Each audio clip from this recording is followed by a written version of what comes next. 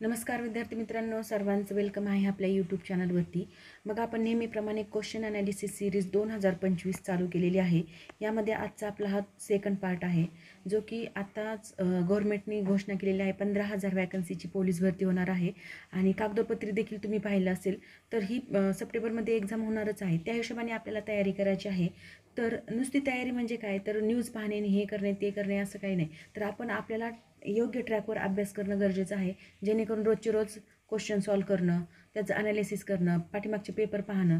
तर तुम्हाला जर पाठीमागचे पेपर पाहायचीसुद्धा गरज पडणार नाही. जर तुम्ही आपले व्हिडिओ शेवटपर्यंत पाहत राहिलात तर तुम्हाला पाठीमागचे पेपरचं ॲनालिसिस करायची स्वतः गरज नाही. तुम्ही फक्त व्हिडिओ पाहत चला, त्यामध्ये आपण पाठीमागचे सर्व पेपर इथे कव्हर करणार आहोत. तर बघा, आजचा हा आपला सेकंड पार्ट आहे. यामध्ये पहिला क्वेश्चन आहे, भारतीय संविधान किती भागामध्ये विभागले आहे? तर भारतीय संविधान हे 12 भागामध्ये विभागलेलं आहे. म्हणजे फर्स्ट ऑप्शन आपलं करेक्ट आहे. संविधान सुरुवातीला 22 भागामध्ये विभागलेलं होतं. किती? 22 भागामध्ये. पण अनेक दुरुस्त्यानंतर आता ते 12 भागामध्ये विभागलेलं आहे. 25 अधिसूचनेत जवळपास 465 कलमामध्ये हे विभागलेलं आहे. तसंच पुढचा प्रश्न पाहूया. भारतीय राष्ट्रीय काँग्रेसचे पहिले अधिवेशन कुठे झाले होते? तर भारतीय राष्ट्रीय काँग्रेसचे पहिले अधिवेशन मुंबई येथे झालं होतं. म्हणजेच फर्स्ट ऑप्शनच आपलं इथं करेक्ट आहे. मुंबई येथे झालं, परंतु ते कधी झालं असा पण प्रश्न येऊ शकतो. तर त्यामुळे 1885 ही तारीख लक्षात ठेवा. 1885मध्ये भारतीय राष्ट्रीय काँग्रेसची स्थापना झाली. पहिले अधिवेशन 1885मध्ये झालं.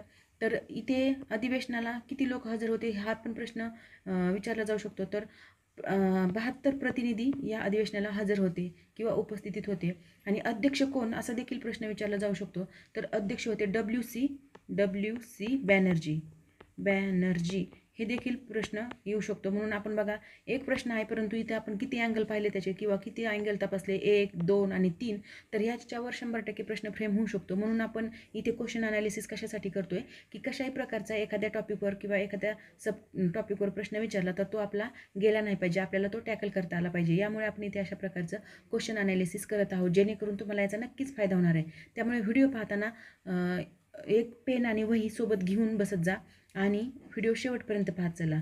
तर बघा, पुढचा प्रश्न आहे, जय जवान जय किसान हा घोषवाक्य कोणत्या पंतप्रधानाने दिलं आहे? तर ह्याचं करेक्ट आन्सर आहे लाल बहादूर शास्त्री. म्हणजेच बी ऑप्शन आपलं इथं करेक्ट आहे. जय जवान जय किसान.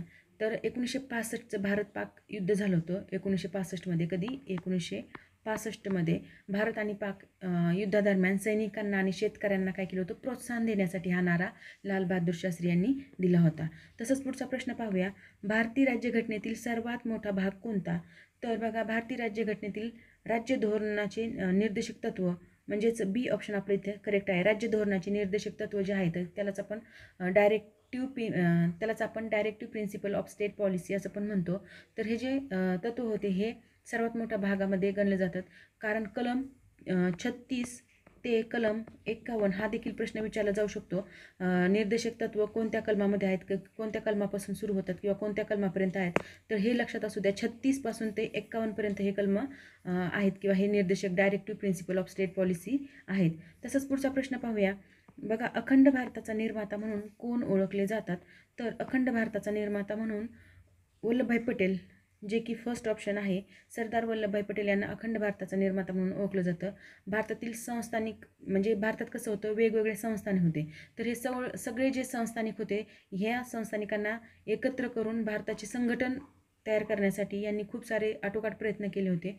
म्हणून यांना अखंड भारताचा निर्माता म्हटलं जातं.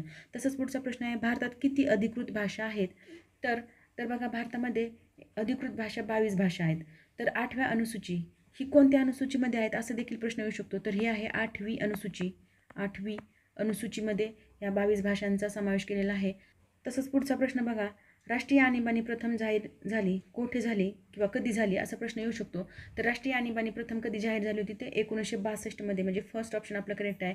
1962मध्ये. आणि कधी झाली होती? तर बघा, चीन विरुद्ध जेव्हा युद्ध चालू होतं, चीन विरुद्ध जेव्हा युद्ध चालू होतं, तर या युद्धाच्या वेळी पहिली आणीबाणी जाहीर करण्यात आली होती.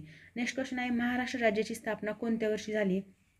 तर बघा, ह्याचं करेक्ट आन्सर आहे बी ऑप्शन 1960. म्हणजेच 1 मे 1960मध्ये मुंबई राज्याचे विभाजन करून महाराष्ट्र आणि गुजरात ही 2 राज्ये निर्माण झाली होती. तर असा पण प्रश्न येऊ शकतो की महाराष्ट्रासोबत कोणतं राज्य अजून निर्माण झालेलं आहे, तर त्याचं आहे गुजरात राज्य. कधी 1 मे 1960मध्ये 2 राज्याची निर्मिती झाली होती. मग कशाला विभागून असं जर विचारलं तर मुंबई एक राज्य होतं आणि त्याचे विभाजन करून अशा प्रकारे हे 2 राज्य निर्माण झालेली आहेत. पुढचा प्रश्न पाहूया लोकसभेतील प्रथम महिला सभापती कोण? तर बघा, लोकसभेतील प्रथम महिला सभापती आहेत मीरा कुमार, म्हणजेच थर्ड ऑप्शन आपलं इथे करेक्ट आहे, मीरा कुमार. तर 2009 साली नियोजन आयोगाची स्थापना झाली होती. तर 2009 साली त्या पहिल्या महिला सभापती म्हणून ओळखल्या जातात, म्हणजे स्पीकर ऑफ लोकसभा असं अशी त्यांची ओळख आहे. तर बघा, पुढचा प्रश्न पाहूया. भारतात नियोजन आयोगाचे पहिले अध्यक्ष कोण होते? तर नियोजन आयोगाचे पहिले अध्यक्ष पंडित जवाहरलाल नेहरू, म्हणजे फर्स्ट ऑप्शन आपलं करेक्ट आहे. 1950मध्ये काय झालं, 1950मध्ये नियोजन आयोगाची स्थापना झाली आणि त्याचवेळी पंडित नेहरू हे त्याचे पहिले अध्यक्ष म्हणून ओळखले जातात. नेक्स्ट क्वेश्चन आहे, सर्वोच्च न्यायालयाची स्थापना कधी झाली? तर बघा, सर्वोच्च न्यायालयाची स्थापना 1950मध्ये झालेली आहे, म्हणजे बी ऑप्शन आपलं करेक्ट आहे. 26 जानेवारी 1950मध्ये अशा प्रकारे सर्वोच्च न्यायालय म्हणजे सुप्रीम कोर्टाची स्थापना झाली होती. आणि ती कुठे झाली होती? तर ती झाली होती दिल्लीला. दिल्ली हे लक्षात असू द्या शहर पण. नेक्स्ट क्वेश्चन आहे, भारताचा पहिला अंतराळवीर कोण? तर पहिला अंतराळवीर आहे राकेश शर्मा, म्हणजेच फर्स्ट ऑप्शन. तर 1984मध्ये सोव्हिएत यान सोयूज T-11द्वारे अंतराळात गेलेले पहिले भारतीय राकेश शर्मा होते. आणि त्यांनी म्हटलं काय होतं, म्हणजे त्यांनी एक वाक्य बोललं होतं जे की खूप इम्पॉर्टंट आहे. त्याच्यावर खूपदा प्रश्न येतो की राकेश शर्मा जेव्हा अंतराळात गेले होते तर त्यांनी एक सेंटेन्स म्हटलं होतं किंवा त्यांनी एक वाक्य बोललं होतं. तर ते वाक्य कोणतं? तर त्यांनी जे वाक्य बोललं होतं ते खूप प्रसिद्ध पण आहे, सारे जहाँ से अच्छा हिंदुस्तान हमारा. हे जे सेंटेन्स होतं ते त्यांनी तिथं बोललं होतं. जे वरतून त्यांनी खाली पृथ्वीकडे पाहिलं आणि त्यांना भारताचा नकाशा वरतून दिसला, तर तेव्हा त्या क्षणी त्यांनी हे असं वाक्य बोललं होतं. तसंच पुढचा प्रश्न पाहूया, भारतीय चलनाची छपाई कोण करते? तर भारतीय चलनाची छपाई रिझर्व्ह बँक ऑफ इंडिया, म्हणजेच RBI करते. फर्स्ट ऑप्शन आपल्या इथे करेक्ट आहे, रिझर्व्ह बँक.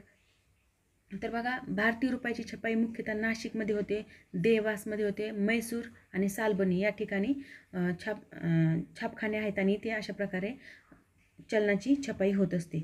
तसंच पुढचा प्रश्न पाहूया, हरित क्रांतीचे जनक म्हणून कोण ओळखले जातात?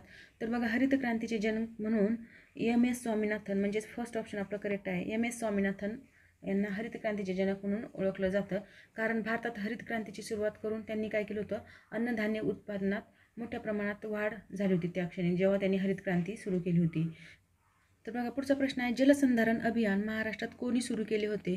तर ह्याचं करेक्ट आन्सर आहे बी ऑप्शन, अण्णा हजारे यांनी राळेगणसिद्धी गावात काय केलं होतं, जलसंधारणाची चळवळ सुरू केली होती.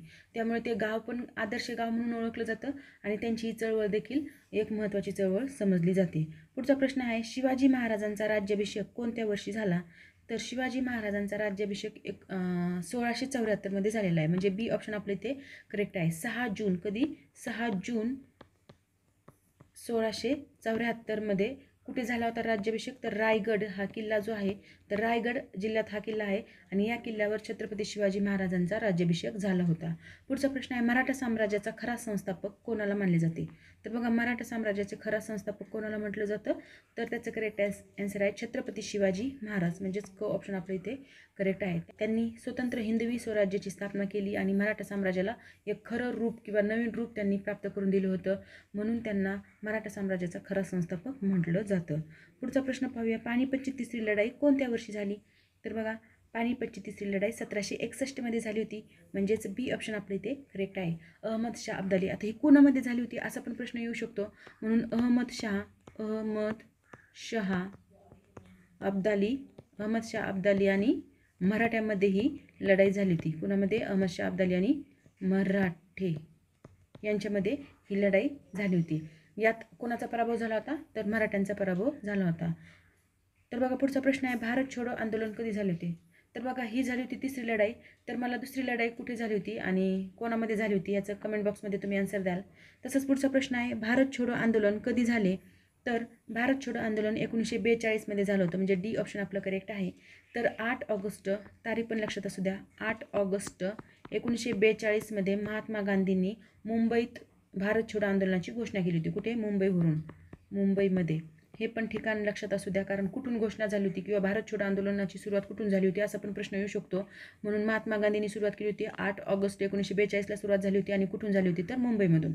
असे हे वेगवेगळ्या फॅक्ट्स लक्षात ठेवत चला मुलांनो. जर तुमच्या लक्षात नसतील राहत तर तुम्ही तुमच्या नोटबुकमध्ये पण अशा प्रकारचे फॅक्ट्स लिहून घेऊ शकता. तसंच पुढचा प्रश्न आहे, वंदे मातरम गीताचे लेखक कोण? तर वंदे मातरम गीताचे लेखक आहेत बंकिमचंद्र चट्टोपाध्याय. तर बघा बी ऑप्शन आपल्या इथे करेक्ट आहे, बंकिमचंद्र चट्टोपाध्याय. आनंदमठ ही त्यांची कादंबरी आहे, तर त्यांच्या कादंबरीत हे गीत लिहिलेले असून त्याला आपण काय केले, राष्ट्रगीताचा दर्जा दिलेला आहे. तर बघा मित्रांनो, अशा प्रकारे आपले या सिरीजमधले 40 क्वेश्चन झालेले आहेत, जे की खूप इम्पॉर्टंट आहेत आणि त्या क्वेश्चनला लागून आपण वेगवेगळ्या फॅक्ट्स देखील इथे पाहिलेले आहेत, जे की तुमच्यासाठी खूप महत्त्वाच्या असणार आहेत.